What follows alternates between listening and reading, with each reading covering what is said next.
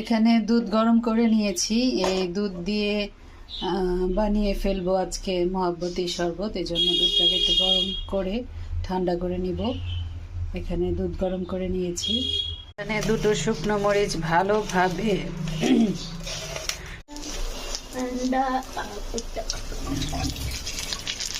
এখানে ভেজে ফেলছি ব্রেড চপ, বেগুনি ভেজেছি, পেঁয়াজি করেছি। এখানে রিজিকের আমার ছেলের খুব পছন্দের ব্রেড চপ, এটা এখানে দিয়ে দিচ্ছি আলুর চপ।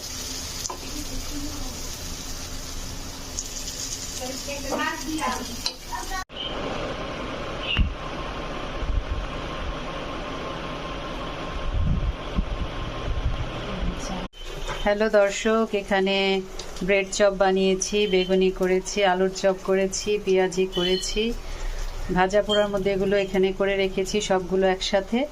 পাশে করছি বুট ছোলা। আস্তে আস্তে আপনারা দেখতে পারবেন আজকের ইফতারির আইটেম।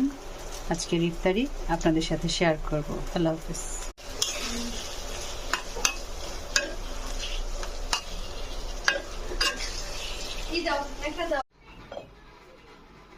মহাব্বতী শরবত ঢালছি।